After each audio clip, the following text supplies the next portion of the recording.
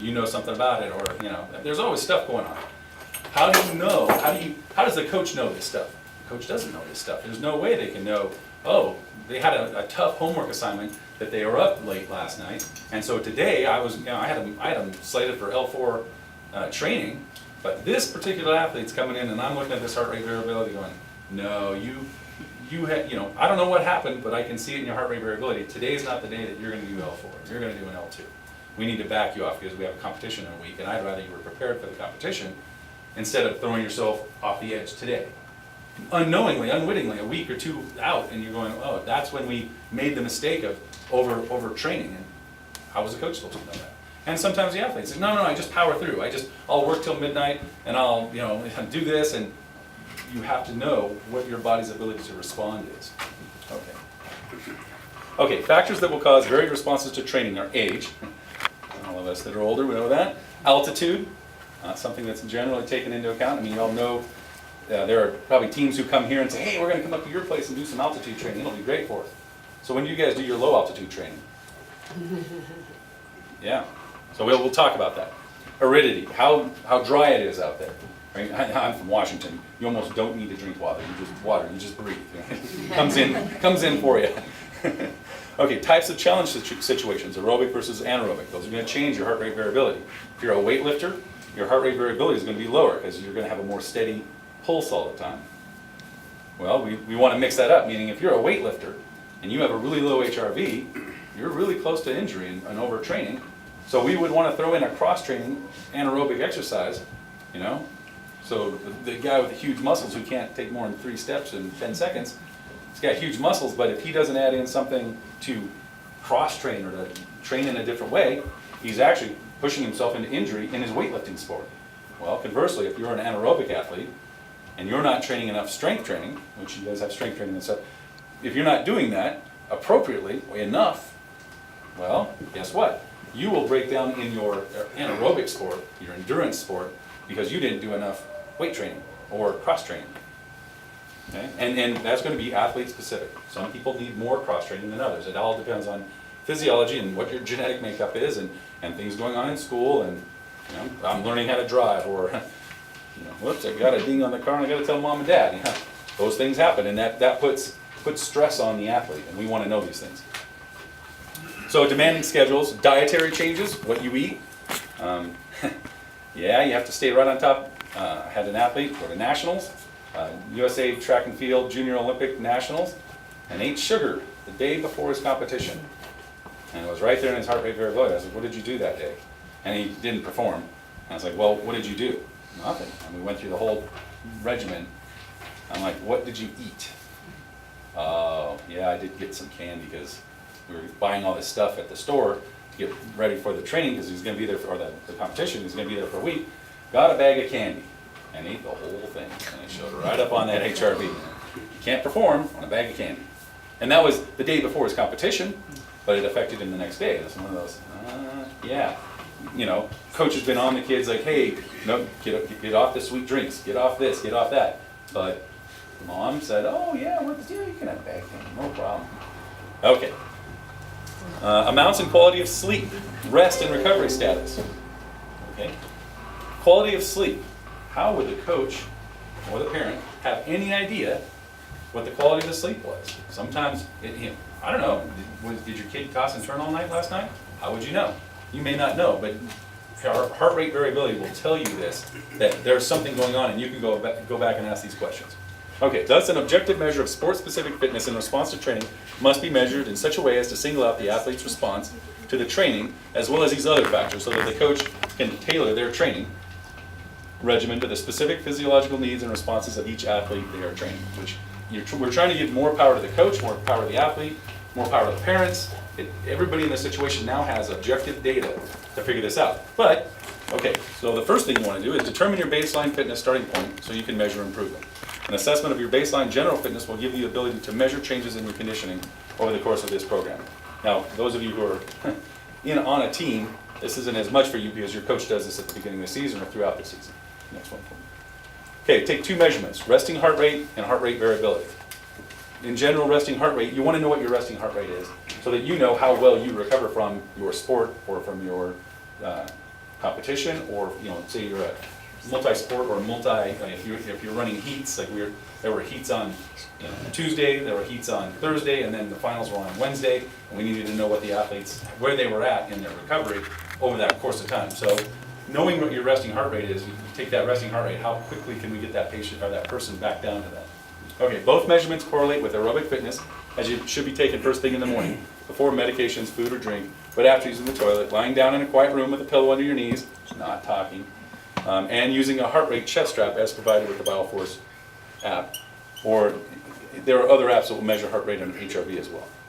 Okay, then you want to do that daily so that we get a log. And I'll, as I showed you, we had that little example there of multiple days and showing what was going on with the person.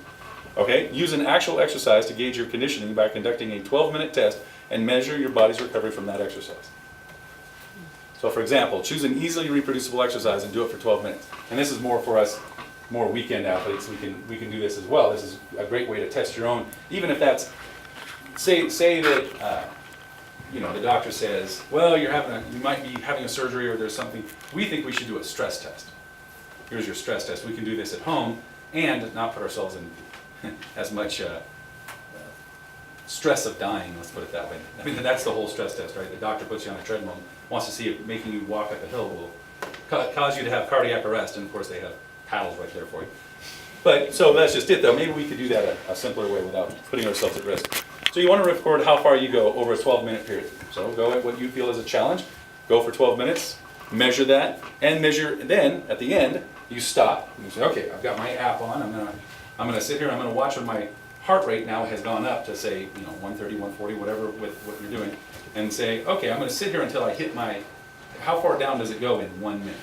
Do I get back down to my resting heart rate? Then you're in amazing shape, that's awesome, perfect, keep it up. If you don't, how far did you go? And then as you're going through your training, are you continuing to improve that resting heart rate? Your ability to return to resting heart rate. It's a nice and easy measurement, and it does tell you a lot. It's not as focused as the heart rate variability, but it's a great measure. And it's something that we can all do. I mean, if you want to do the 10-second test of pulse, you can use that. You don't have to have an app or any of the other stuff. Okay, so heart rate recovery is the decrease in heart rate that occurs from immediately after maximal exercise to 1 minute after maximal exercise.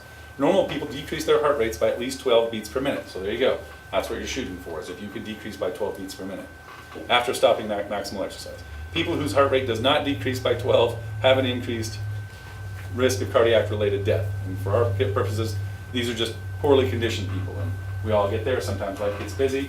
And so an easy measure is go out and do something like this, and then how well did I do after that? You can say, well, apparently I need to exercise. The more quickly you return to resting heart rate after maximal exercise, the better cardiovascular shape you're in for the exercise you're testing. And so obviously if you're as a skier and you're doing a lot of pulling, you would want to do a Versa climber. A Versa climber is where you're using arms and legs, or one of the airdynes where you're using legs and arms. But if you're a runner, then really you'd want to just be on the treadmill, or you would actually want to go out and run at an L4 level. So if you're a runner, your exercise should be running. Swimmers, it should be swimming. Cyclists, it should be cycling, right? So the perceived exertion chart is one of the ways, right, that we do that, and that's again the inherent problem with using perceived exertion is you don't know, are you pushing too hard? Or conversely, sometimes, especially with our younger athletes, we have to teach them to push a little harder. They're just not used to, like, well, yeah, I feel like I'm working out really hard, coach, and you're going, well. So the problem with perceived exertion a lot of times is that, what does that mean? And what does that mean across cultures? If you have someone who's come from another culture and you have an exchange student, or, I had a patient one time, he was from Sudan, and in their culture, if you have pain, you sit down and you don't move it. And so for me to come in and tell him he had to stretch out his arm for his carpal tunnel, was, no, this is America, this is how we do it. Oh, yeah, that really helps, that's amazing. It was just a cultural thing, so there are differences. So number 3 on your measurement of your fitness, carry out a general strength measurement involving upper body press, either a push or a press, bench press, dumbbell press, etc. Upper body pull, lat pull, pull-ups, straight row, and a lower body exercise, squat, leg press. I heard somebody was suffering from the effects of her weight training program. It's like, oh yeah, okay, next one. Okay, use a weight that's about 75% of your max that you can perform 8 repetitions with effort. Perform these general strength measurements in the beginning, middle, and end of the program to make sure you maintain your strength while improving your conditioning. That is, if your cardio training is detracting from your strength, you may need to reassess your fat and protein intake or balance the cardio training with more strength training. Yes, I said fat and protein intake. And I don't know where you guys are at on nutrition. A lot of studies are coming out on the importance of fat intake for endurance athletes. Fat keeps the fire burning. Carbs burn up quickly. And you burn those, and you need those on board, but you also need a steady diet of fat and protein. The right fats and the right proteins, you know, obviously if you're having juicy burgers all the time, that might not be the most healthy for you. But definitely, you do need fats and protein. Also, it's extremely important to get honestly assessed and see where you're at so that you can quantify any deficits and better fine-tune your exercise program to match up with healthy, balanced goals for overall health and performance enhancement. So you're not going to become better unless you really are honest with yourself and do a measurement. Okay?